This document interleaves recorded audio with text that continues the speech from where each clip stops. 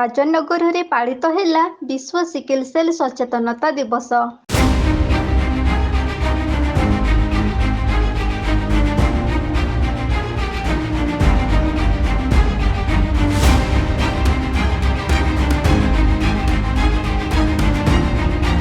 କେନ୍ଦୁଝର ଜିଲ୍ଲା ପାଟଣା ବ୍ଲକ ରାଜନଗର ସ୍ୱାସ୍ଥ୍ୟ କେନ୍ଦ୍ରଠାରେ ପାଳିତ ହୋଇଯାଇଛି ବିଶ୍ୱ ସିକଲ ସେଲ୍ ସଚେତନତା ଦିବସ। Doctor Karunakar Behera, pharmacist Kiranikar Mahant, staff nurse Bhanumati ମହାନ୍ତଙ୍କ ସହିତ ସ୍ଥାନୀୟ ସରପଞ୍ଚ ସୁଧାଂଶୁ ଶେଖର ନାୟକ, ସମିତି ସଭ୍ୟ ଅବନୀ କୁମାର ନାୟକ ଉପସ୍ଥିତ ରହିଥିଲେ।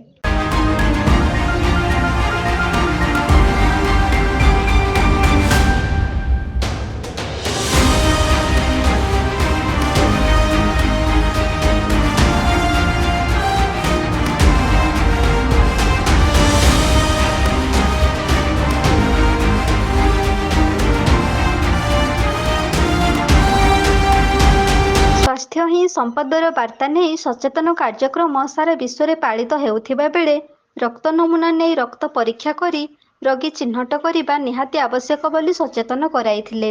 ରୋଗୀ ଚିହ୍ନଟ ହୋଇସାରିଲା ପରେ ରୋଗୀ କ'ଣ ଖାଇବା ଉଚିତ ଆଉ କେଉଁ ଔଷଧ ଖାଇବା ଦରକାର ତାହା ଆଲୋକପାତ କରାଯାଇଥିଲା।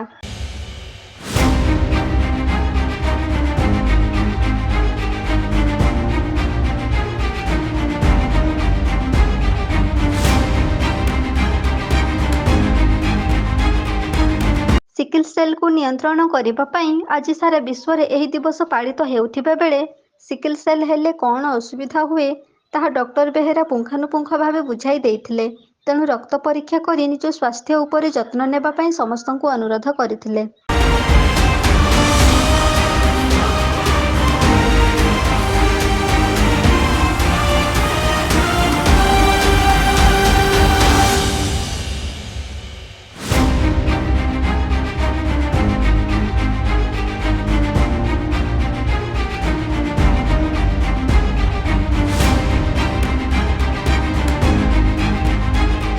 ଏହି ସଚେତନତା ଦିବସରେ ଆଖପାଖର ଅନେକ ଲୋକ ଉପସ୍ଥିତ ରହିଥିଲେ।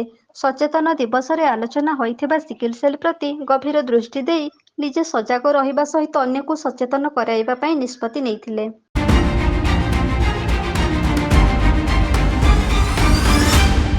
ପାଟଣାରୁ ଦେବାନନ୍ଦ ମହାନ୍ତଙ୍କ ରିପୋର୍ଟ, ଏବି ନ୍ୟୁଜ୍।